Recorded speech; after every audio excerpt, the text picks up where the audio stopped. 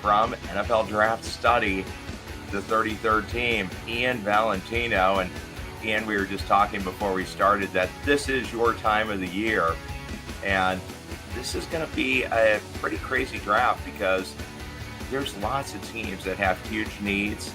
And I think teams are painting themselves into a corner where the draft is more important than ever because of how much they're paying some, you could say, non-premium positions. Yeah, It's absolutely. really And different. it is. Yeah, yeah. And some of that, like you look at how free agency shook out, it wasn't a great free agency. So you had some teams like Jacksonville, they were very aggressive. They filled, I think, like 10 of maybe 11 or 12 needs entering the offseason. They did a great job. So now they can do something at five. They have a huge hole at defensive tackle, right? So like for them, it's a little bit easier. But then Mhm. you look at some of these teams like Miami, Cleveland, the Giants. They have so many needs and they're at premium positions. So how do you manage that? I mean, even if you have all these picks, right? The Browns have like, 10 or 11 picks, something like that. It's not reasonable to expect to land a quarterback, a running back, a wide receiver.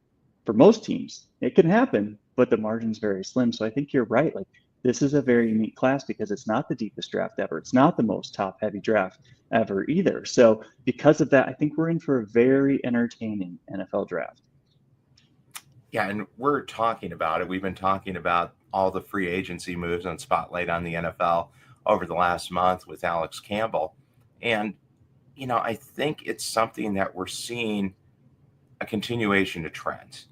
You're getting a lot of teams now that are going to the Stars and the Jags, just the other guy.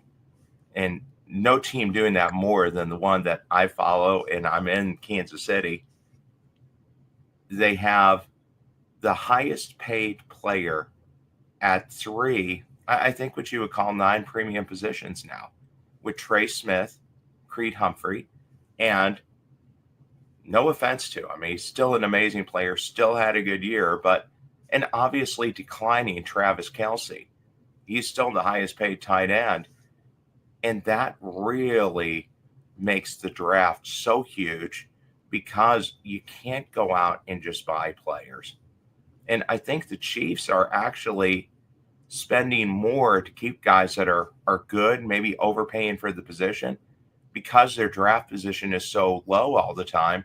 They just figure, hey, we're not going to be able to draft a middle linebacker to replace Nick Bolton. We need him. We're going to pay him. Is that a trend that's happening around the league where teams are overpaying for their own players? I think it is for contenders, especially. Like you see some teams, unless if you're Philadelphia, I think the Eagles are the only team that I can think of, maybe the Rams to a certain degree, where they're drafting so well on day two, day three, and then they're paying their guys early. So, or they're just letting them hit free agency and they're saying, listen, Mhm. we don't care. Go ahead. I'll pick someone else. And we've got someone for the next year, and then we're going to replace that guy too. It's the ability and the margin for error that comes with hitting on those day two, day three picks and developing them, even if it's 1 or 2 years, that you're getting a guy that you took several years before. If he can be a stopgap starter or a plus starter, and then you let that guy walk, you get the comp pick for the next year, and it just Yeah. becomes this cycle. It's extremely hard. And that's why the Eagles are just this once in a blue moon type of drafting team. We've seen teams do it or do like their own version of it. Kansas City's done it as well. They found some great steals throughout the years. The Patriots before them are very similar. Mhm. But the way the Eagles are doing it are unique. So you look at the Chiefs, I think they do fall into that normal type of dynasty, the normal dynasty across every sport, NBA, MLB, same thing. You're not going to let your guys go. We're going to keep them, and we're going to keep them Yeah. together as long as we possibly can. It's extremely hard to move off of them. Even the Patriots, yeah, they kind of had that reputation for getting off guys a little bit early, like a year early, and maximizing their value. But eventually that catches up to you too, and sometimes that bites you. So it's extremely hard to hit on that strategy. It's nothing wrong with the strategy. It's just when you miss on a guy, or maybe you expect someone to come in year one, like Kingsley Suamataia, let's say, and Hmm. be a starter. And when he's not, and it's not even close, I mean, that can ruin your entire season. And it's hard to blame that on one guy when you've got 22 starters and you've got 30 other guys on the roster. Yeah, But that's that one that's position. the margin. Yeah, exactly. Like that's the margin of error though when you're looking at a team like the Eagles. Some years are just not that strong, and some years you run into a buzzsaw where you probably needed, a lot of luck or a lot of guys to stay healthy. And now, like you said, like Chris Jones getting a little bit older, Patrick Mahomes' game is a little bit different now. And all these things you have to account for. The team that they built 3, 4, 5 years ago is not the team that they are today. I'm not saying it's not a high quality team, it is, but the identity of the team is different and it has to continue to change because defenses keep changing. So you're right. Like I think there is a lot of concern. How much do you keep leveraging into the future for some of these veterans? And when do you cut bait and just say, listen, sorry, Travis, if you want to come back, brother, you got to take a massive pay cut because we can't Yeah. field an ultra competitive team unless if we get that 6, 10, $13 million off of the books. Yeah, and you got to catch on them. And to compound on that, and then we'll move on to some of the other teams, it wasn't just Kingsley Suamataia flaming out. The problem and what magnified it was Lucas Niang, who was a third-round pick, flaming out. Wanye Morris, a third-round pick, flaming out. And then Kingsley. So they invested 3 top-tier draft picks, which, and I wanted to ask you this too. I've always thought, okay, first round pick, they better start. Maybe, okay, it's a quarterback. You're going to let them sit a year. All right. But everybody else, they need to start. They need to play now. Second round pick, man, they better contribute a lot the first season.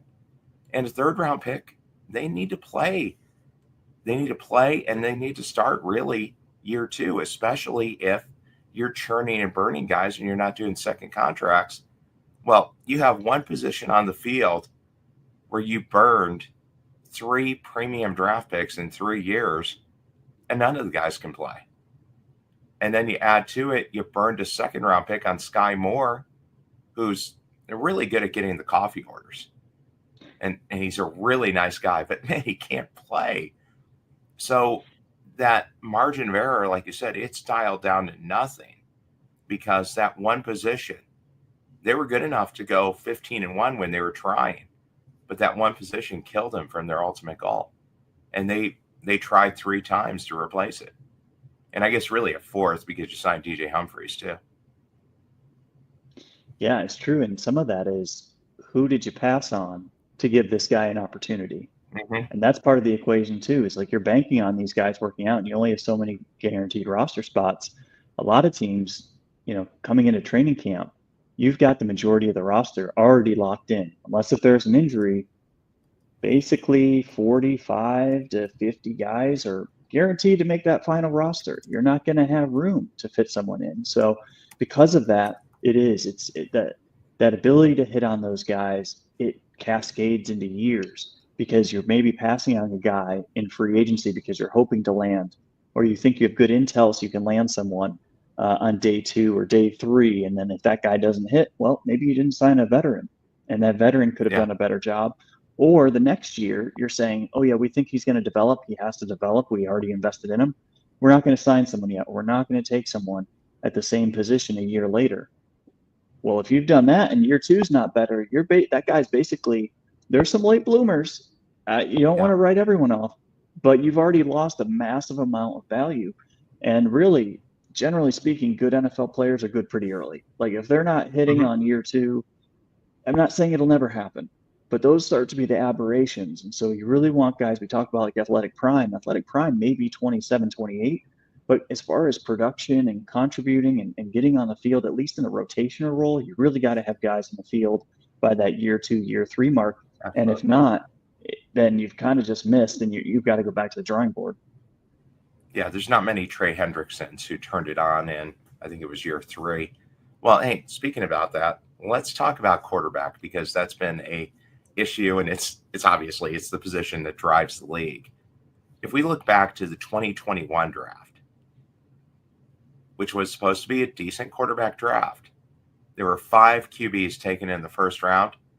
Of those, only 1 is still on his first team, and he's even come under a little bit of criticism. And not really his fault. I mean, the team's been kind of a mess, but Trevor Lawrence, 1-1. He's still with the Jags. Zach Wilson on his 3rd team now. Trey Lance. I think in the Canadian Football League now. Yep. Justin Fields going to be starting for your New York Jets, and Mac Jones, potentially the successor to Brock Purdy. Is that a warning to teams looking at saying, okay, I'm going to draft a quarterback. We got this fixed, because Cam Ward's going real high. Shedeur Sanders, I'd imagine, is going to go real high, maybe as high as number 2 or 3. Do you think these guys are any better than the class of 21 was? I think so, in some ways. I don't think there's a Lawrence in this class. Look what Lawrence achieved on the field. I know things, like you said, it's not been perfect for him. I think he's got to improve. But as a prospect, he was fantastic. And I don't think that, Cam, I don't think has the same resume. I don't think Shedeur has the same resume, and also including traits. That's part of it. The holistic picture, from what we can tell, these are good prospects. I don't think they're amazing. I thought Justin Fields would probably be a better prospect than both of these guys. Hasn't really worked out for him yet, but maybe it still will. He's had some flashes, but so far for me, he's been a miss. I wasn't a Mac Jones guy that, too well. I'm not surprised how it's worked out for him. Trey Lance, I didn't like at all. Zach Wilson, I didn't like at all. So I'm not surprised on those guys that they've turned out so poorly. There's a lot that goes into it. Looking at this class, I think there's a guy like Jackson Dart, who's a nice player. I think he's a better version of a Mac Jones. And so I think he can be a successful NFL player. I think even Jalen Milroe. I think Jalen Milroe is a better version of Trey Lance. I think he's a better version of Zach Wilson. So now what does that mean? Does that mean that he's, 50% likely to hit? No, I don't think so. I think he's probably 85% bust. But I would have probably told you that Zach Wilson was probably 95% bust, right? So, relatively speaking, I think this class could be better. Chances are it's going to be okay. They're going to have one really good starter. Maybe that's Cam, maybe that's Shedeur, maybe that's Dart, maybe it's Milroe. And then you're going to have probably one or two average quarterbacks. That might be, Shedeur and Dart. I think if you look by where guys are going to go, that's going to be the league's expectation. Their expectation is going to be those are going to be system guys, average to maybe above average in the right situation. And then you're going to have, guys like Shuck and guys, Will Howard, nice potential spot starters, backups, those type of guys. I like this class a little bit more than ever. I see people say, oh, every quarterback stinks in this class. I don't think it's that class. I don't think this is the Kenny Pickett class. I think these guys have a little bit more talent than that. I like the on-field accomplishments and the developmental paths, especially for Shedeur and Cam Ward. I think that says a lot about their football character, a lot about their personalities that they've done, things that they've done. I didn't feel that way in 2021. Zach Wilson was a one-year starter. Played a lot of backyard ball. Mac Jones, kind of the same thing. Had to win one certain way. Justin Fields won a lot with his natural ability. So he's a lot like Jalen Milroe. There's a lot of risks with that. So it's a great class to compare to. I do think you have to learn from it in the sense of, if I'm going to take anything away from that, I really want to pair you with a veteran. I really want to give you 2 years. And as a coaching staff, I look at Tennessee, I'm worried, because that's a coaching staff already on the hot seat. And you're going to rely on a rookie to come in and change everything about that team. That's a lot. You got to be Jaden Daniels. I mean, even Caleb Williams didn't save, Eberflus, right? So the risk there is incredible.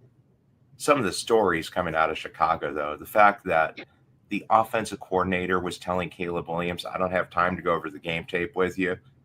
We're busy. Unbelievable. I mean, what in the world are you doing? How does that sentence come out of your mouth? That's the guy. He's the star. Make him work. I mean, I don't think Callahan would do that. No, you hope not, right? Especially, he's been around football his whole life, and it's got his dad on staff. I'm sure that won't happen, right? But it makes you worry a little bit. Depending on where Milroe goes too, the Giants are fighting for their staff and for their future careers too. Can they afford a guy that's going to take 3 or 4 years, or is it a team like Cleveland that needs him? Maybe Cleveland, if they have more security in their jobs, that I think, and I think that they should. I think Kevin Stefanski should feel pretty safe there. If you say, hey, man, you've got 3 years to develop this guy, I believe in you. Okay, well, that's now more of a runway Sure. especially if they get Kirk Cousins and stuff like that, but if you have 1 year to win, that's my takeaway because I look back at that draft class. Kyle Shanahan's fired today if it's not for Brock Purdy, period. Absolutely. Yeah. Because they So would have had to it's play Trey Lance. exactly. So it's a career defining move to go in on one of these guys. And I almost think you have to take it like San Francisco did, where they said, I'm not letting this guy see the field in year one. I'm going to start Jimmy G, and then I'm going to take another guy next year, just in case. It Mhm. might be a seventh rounder. I understand Brock Purdy's like the ultimate uh, aberration, but at the same time, you can't get complacent until you find your top 10 guy. It might be a second, third, fourth round pick. It might be a waste of a pick. Look at Hendon Hooker for Detroit. Total waste of a pick so far, quote unquote. But you know what? At Sure. least they took a stab on him. And I bet if Jared Goff went down and Hooker ended up being a hit, then all of a sudden that's not a wasted pick. Even if he wins you, Yeah. 50% of the games that he's in as a backup, that's a good pick. It's just we kind of have to skew our expectations to that position. And I think starting a 21, 22-year-old, just not everyone's Jaden Daniels, and that's okay. No, I mean, he was definitely an aberration. Well, do you agree? Do you think Cam Ward is the Titans pick? Is that pretty much a done deal? I think it is. Yeah, I don't see any way that that's not going to happen. And I get it. He wouldn't be my number one pick, I think, for them, but I understand the argument because physically he's so impressive. He can do anything. It sounds like he's become a very, very hard worker. The reports that have come in, what Mario Cristobal has talked about, I understand it. And he's a big swing, but sometimes even if that doesn't work out, I really liken him to like a Jordan Love. So when you take those big swings, sometimes you find out very quickly that it's a big miss. And I don't think that's a negative. I'd rather have that big miss as a franchise and move on year 3, year 4, than to pedal along for 8, 9, 10 years, with a guy that's just not going to get us to the playoffs, right? Like how many Yeah. guys have we seen over the years? He's going to win 7 to 9 games. He's not going to actually affect winning, all of these things. And he's just going to frustrate you. He might keep your job, but if I'm an owner, I don't want that. I'd rather And you have the want to guy win. that burns out and he's Zach Wilson and it's like, whatever, man, we're just going to reinvest at the position in 3 years and we just chalk it up and we take another stab. Yeah, and the way the draft payroll works now, it's easier to do that because you're Yep. not having guys hold out. You're not having to negotiate huge contracts. That is your opportunity to cash in because otherwise you're playing Gardner Minshew or you're doing what the Colts are doing. And they burned a number one pick in Anthony Richardson, who you said was going to be a disaster, and he has been. He can't throw the ball. They're going to go with Daniel Jones, and Daniel Jones, okay, maybe you win 9 games, but Yep. you're not contending for anything. You're not going anywhere. How about the Cleveland Browns? Are they going quarterback, or as reports are going now, are they going to take truly the best player, regardless of position, and Travis Hunter, and then maybe go quarterback late in the first round, like you said, maybe a Jalen Milrow? I think that's the play. Yeah. I think they're going to go Hunter. And I think they're going to try to have their cake and eat it too. Now, what exactly that looks like, I think, is most interesting to me because I like Shador. I would take Shador number one or number two, understanding that Okay. he's not Patrick Mahomes. He's got no pathway to becoming a top 5 quarterback physically, but he could be a top 10 guy, and he could be a top 15 guy, and he can be loved by the city, and he can be a lot of what Baker Mayfield was when he was Mm-hmm. healthy in Cleveland, right? So I think that's a really Sure. good comparison for him, and I think that's winning the fan base, and I think that's important in Cleveland. I understand like a Super Bowl is the goal, but having a good 10-year run, you build a statue for Shador Sanders if he does that, right? Like so, I Yeah. think that does matter. But I think what Cleveland can do, and they might be outsmarting themselves a little bit here. I do think they take Travis Hunter. They got the 32nd ranked offense in the league. The receiving core is interesting, but it's not that good outside Jerry Jeudy. All of a sudden, it becomes a lot more interesting with Hunter. Number one, Hunter is a lot like Jarvis Landry in the sense of absolute leader, absolute face of the franchise, absolute someone who you can build around and embody not only the city, but also what it takes to be a winner. I think that matters. I think that really matters for a team that look at what they went through with Deshaun Watson. I think this is exactly what they need to kind of turn that around. And obviously, the on-field impact is undoubted. Like he's going to be a Sure. really great player. But I think the personality and the character matters there too. Now, that's what they do next is very, very interesting. They've got a lot of draft capital. They've got 33. I want to say they have 67, like 94, and then 107, something like that. Now, I would rather spend the number 2 pick on Hunter and leverage the rest of those picks for a quarterback. Now, it might not take all of Okay. that, but if you walk out of that draft and you have your quarterback and you have your wide receiver, that's better than saying, hey, we got our 5th pick of the quarterbacks. He's all right. And we got, a running back who's good, but I mean, he's not anything special, like in the deepest running back class ever. You're going to Sure. come out of this saying, okay, even if Shador goes 9 to New Orleans, that's like probably like the worst case for Cleveland, or he goes 3 to the Giants. And then maybe if Dart go number 9 or to 21 to Pittsburgh. I think that's where Cleveland starts looking. If Shador or Dart start to slide, do they try to trade up above Pittsburgh for one of them? They have the ammo to do it. I think that makes sense. Or are they happy Yeah. with Milrow? And if they're happy with Milrow, if the Giants don't take a quarterback, where do you trade up? Can you trade up to like 20, 25, 26, like the Rams, get that 5th-year option? All you gave up was like the 90-something pick. Not a big deal. And you lock in your guy. I think that makes Hmm. sense too. And as long as you have a plan, especially if you're Cleveland, you just got to have a plan. Biggest thing. As long as you have a game plan for that guy and you have job security, and you don't force him out on the field too early. Like Dart, it's a little bit easier to play him right away. Milrow, it's going to be a little bit tougher, but year 2, year 3, all of a sudden it's a lot more intriguing. And for Cleveland, all they care about is that you hit. It doesn't matter at this point. It doesn't matter if you find Brock Purdy in the 7th round. No one cares Somebody at has that to point play. because Yeah. that franchise doesn't care, right? Like Tennessee cares because they I think they need it. Like some franchises are just in different spots. I think Cleveland needs to build their team a little bit differently, or at least be open to doing things a little bit differently. Well, they have to. I mean, they flamed out and maybe made the worst trade in NFL history. After Yeah. all the draft picks were finalized, it ended up being 10 for 1, which Oh, is astonishingly horrible. But if we look at the other options, defensive lineman, some talk about defensive lineman already with an injury, maybe going as high as number 2. yeah. Abdul Carter's interesting. So Penn State, great pass rusher. 1 full year as a pass rusher, was an off-ball linebacker, and kind of split his time before that. So basically the Mika Parsons route. He's not Mika Parsons. He's Yeah. very, very good, right? 6'3", 250, lightning fast. He checks 95% of the boxes. He's not Myles Garrett. He's not Von Miller.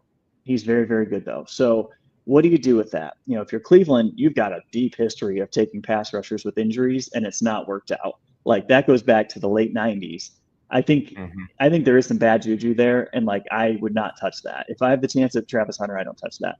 Now, if you're the Giants and you don't want to take a quarterback at 3, your alternative is taking Carter, and then maybe you package a trade later to say, Kayvon Thibodeau, maybe you haven't been the guy that we thought you were going to be. Can we trade up from top of the 2nd round with Thibodeau to maybe get into like the middle of the 1st round and leapfrog and actually spoil the plans of like a Cleveland or something like that? I think they should have their minds open to that. That team really needs a quarterback, and things get kind of weird for them if they need a quarterback, they need an offensive tackle, they need an offensive guard, they could use an upgrade at wide receiver. Like they have so many needs. They're in a really strange spot. So I do think that Carter's a great prospect. I think he's probably like the 3rd or 4th best prospect in this draft. Okay. Overall, like now for positionally, he's probably 1st because pass rushers are just so valuable. But like I think Ashton Jeanty, I think Tyler Warren, and I think Travis Hunter are probably better overall prospects. But when you adjust for the position, so not a bad pick. You can easily justify him at number 2, number 3. I wouldn't go as so far as what some people are going, where it's like, oh, can't pass on that guy. It's like I think you'll be okay if you pass on that guy as long as you don't completely miss on your pick. I don't think you're missing on like a future 6-time All-Pro. I think you're missing on a very good player, but is he a number 1 pass rusher? I'd say so, but I don't think he's like that dominant level that it's just like 15 seconds. He's not TJ Watt, right? Like, Hmm. so I think just keeping that in perspective is because there's a lot of hyperbole this time of year. And so I want to be careful with him. I Oh, like him sure. a lot, but I mean, he's not Myles Garrett. I think that's the easiest way to say it. Yeah. Nobody comps people to George Karlaftis. They comp him Yeah. to Watt. They comp him to Myles Garrett. Yeah. Well, hey, talking about the Giants, let's get these guys back up here. Can they actually go through the season with Jameis and Russell Wilson? They're there. Yeah, Or are they both dead men walking? I think one of them will be out if things don't go well. Um, which one or both? I mean, it's easier to do both. The Mayer family they give a long leash. They don't like to fire people, but I don't know how you can look at that roster. It's been what, 3 years? I don't know how you can look at that Yeah. roster and say it's acceptable. And some of it's been optics. You let Saquon Barkley go, which is totally understandable, but then you're on Hard Knocks and it looks pretty bad. And then he goes and breaks the rushing record. And I understand that doesn't happen with the Giants. There's no way he does that with the Giants. But it's bad PR hit. The roster's not in a better shape today than it was when they took over. They've got some defensive talent, but like you can't have the league worst offense. And as an offensive head coach, you're going to catch the heat for that. So I think if I were to guess, I'd say they're out if they don't take a quarterback at 3 or make a big trade up to get a guy. And then they're going to have to get that guy on the field. Like you can't be a 3-win team and that quarterback never sees the field. You can be not another year. Maybe a 3 to 6 win team, but that quarterback comes in late, second half of the season, and he's got to play decently. If he doesn't do that, everyone's gone. And it was just a complete waste. So tough call for them. How about close to home for me? What do you think the Kansas City Chiefs are doing? Do you go offensive line again? Or do you think they're okay with their free agent signing? And Kingsley, okay, you were a bad tackle. Maybe you can be a good guard. And they go defensive line because outside of Chris Jones, you got Charles Omenihu on a 1-year prove-it contract. Mike Dana, who's, kind of there. George Karlaftis coming up on having to renew him. And a bomb-out first-round draft pick, which hurts because he's a native Kansas City and a Kansas State guy.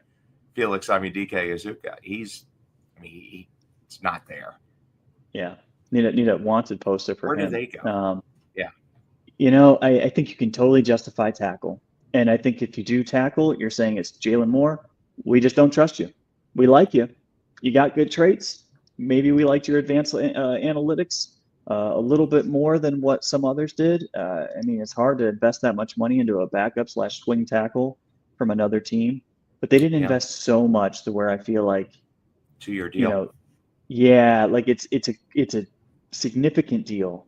But if you get like a Josh Simmons from Ohio State or Josh Connerly from Oregon, and you just love them, and you say, you know what, we're extremely confident in this guy, and Moore ends up seeing the bench, I don't think anyone's going to care, right? Like that's one of those deals where it's like Kirk Cousins didn't work out, but if Michael Penix Jr. is a franchise star, who cares? But you can't miss, right? Like it's not that jobs are on the line with the Chiefs because they're fine.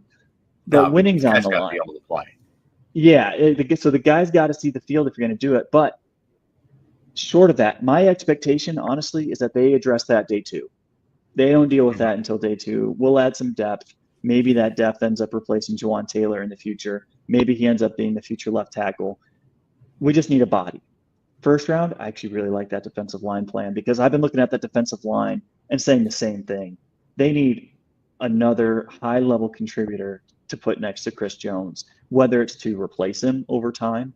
And of course, you're never going to fully replace him, right? But you either need to have a 1B, so someone that's going to be on the field a lot as a really good value pick, or someone that's going to be a super sub, someone that's going to come in right into the rotation, play a lot, but maybe not be a star, but someone that can be very productive in limited bursts and help give Jones a break, help take some pressure off of him, and the entire unit benefits from that. So I love the plan because I look at that defensive side of the ball, and you're starting to see, okay, we're getting a little more expensive, we're getting a little bit older. That margin for error is getting smaller and smaller, and the secondary is going to be next, right? Like that's only coming in a couple of years where we're going to be talking about the secondary. So these things, for McDuffie to get renewed, exactly. And so, and then if you miss on one corner, all of a sudden things get pretty hectic. So I think you be very aggressive, get ahead of it, add multiple bodies to that defensive front, add another cornerback that can maybe be a hit in 2 years. And you got to future proof. You got to try to be the Eagles as best you can. And that's prioritizing very strong skill sets that are very valuable. Whether, they may have weaknesses like Nolan Smith as a pass rusher. He's not great at certain things, but he's a darn good pass rusher. Sometimes that's, and sometimes you take those swings and misses, right? Like you missed on Sure. Felix. He's a really good pass rusher, but it just hasn't translated. So sometimes that happens. But I do think I look at the trenches: defensive tackle / defensive line, versatile defensive lineman, or offensive tackle for me. Okay. Good to know. Now, as we're winding down here on Sports TV Plus, you can watch us on TCL TV, on Sports.tv, on Carbon TV, on Watchy, and of course on the True TV Plus app. What team do you think is in the most pressured position this year in the draft? Because it's not always the team at the top. I would say maybe the Niners, because they've bled off so many players. I think that's a good one. I think the Niners, I think the Cowboys, and I think the Dolphins. So 3 teams that actually pick right in a row. And you could throw the Colts in there too, because I think it's do or die time. I think for maybe not the staff, but definitely for the front office. But I would say I agree with San Francisco. They have a lot of needs, and they got to get cheaper. They got to get more explosive. They got to rebuild the trenches. But I'll go Dallas since you mentioned them. I think Miami's similar there too. A lot of needs, too many needs. Can't fit that many needs in one draft. It's just not reasonable. But I think Dallas is that team because Dallas, they signed 2 average dudes to play running back. Javonte Williams and they've got Deuce Vaughn back there, and they signed someone else too. And it just guys that just don't move the needle. Is that going to stop you from drafting a running back day 2? Is that going to stop? I don't think they should draft maybe Omari and Hampton or Ashton Jeanty. I don't think the roster is in the shape for that. But they need a round 1 wide receiver, and they need a defensive tackle who can play.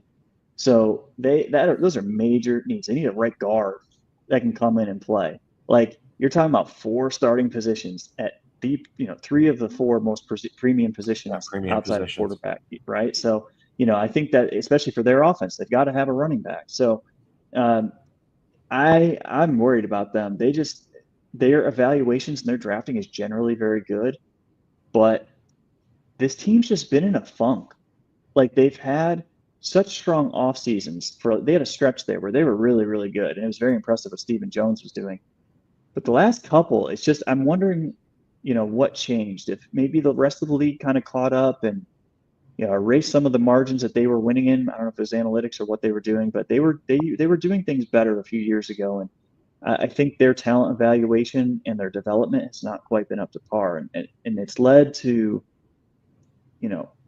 what did they do at head coach? Brian Schottenheimer? Are you kidding me? Like, what are we doing here? This is the Cowboys. This is Jerry Jones. Like, it all feels bizarre to me, and it all just feels a little bit off there. Like their contract negotiations, like there's just a lot of toxicity around that team, and they're not a bad team, but it always feels like something's going to fall out. Like the bottom's going to fall out at all times. So I'm watching them very closely to see how they operate. If they're going to be a smart drafting team like they were for a few years there, they could come out of this draft looking great.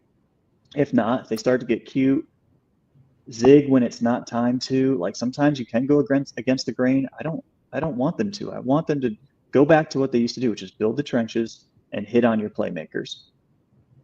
Yeah, they ate a lot of blowout losses last year, so there's definitely some weakness to be exposed.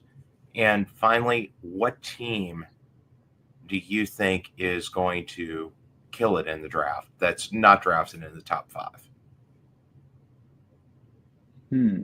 I think Minnesota. I think Minnesota's in a pretty good spot. They don't have a ton of picks because the trade last year, a couple of them that they made, but I think there are teams that's very well set up because offensively they maybe only have one hole. They need a guard, and that's about it. Everything else they backfilled. They have very strong coaching staff. They have an amazing coaching staff, one of the best in the NFL. Defensively, they've made do with a lot of stopgap talent and a lot of veterans that maybe bounced around the league that are playing above their talent level, or they've maximized their talent level, which they didn't do before. I look at their secondary and I say their secondary could sure be better. They could use a starting level cornerback. What did they do? How did they make that work with what they were working with? Defensive front, same thing. They added a couple of veterans. You got Dallas Turner, last year's first round pick. Hopefully he's going to make a bigger splash. So I think they're operating from a place of strength this year, whereas last year they weren't. I look at where they're picking in the late 20s, mid to late 20s. They can grab value. Just go with the best available player on defense. They don't have to sweat it too much. They've got a genius defensive coordinator. They have a genius offensive head coach. And so for me, the way that they identify talent that's going to fit into what they want to do is better than most teams. So I think they're going to come out of this saying we were in the right place at the right time and walked away with maybe like 2 or 3 guys that had top 40 to 50 grades on most people's boards. Okay, and finally, who is going to be the surprise pick in the first round that gets taken that nobody had predicted in any of the mock drafts? Yeah, this is that's a tough one with this class because we've all kind of fallen into the same kind of groupthink on guys. I think maybe we'll go, if there's going to be a surprise guy, looking at my rankings, I would say maybe Darius Alexander.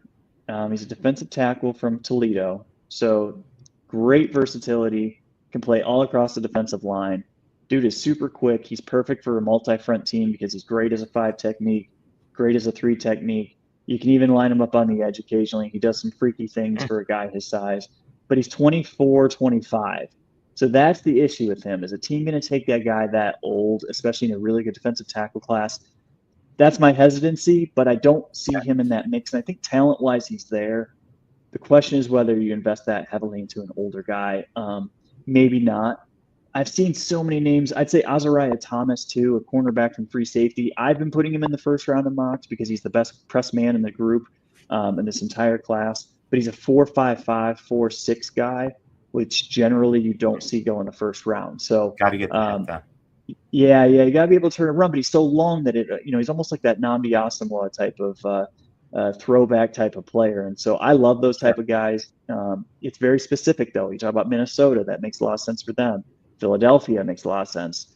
So it's going to be very fit specific, but there's going to be a surprise. Maybe it's like Gray Zabel's been getting to put in the first round. 3 months ago, I would have said it was him because he fit the Cole Strange type of profile of hyper athletic, non-power 5 or power 4 now, interior offensive lineman, but he's been rising. So don't be surprised if the North Dakota State offensive lineman goes in the first round. I think he's pretty well deserving, though. That late first round, there's Baltimore, Houston, maybe Washington. They could all easily justify it.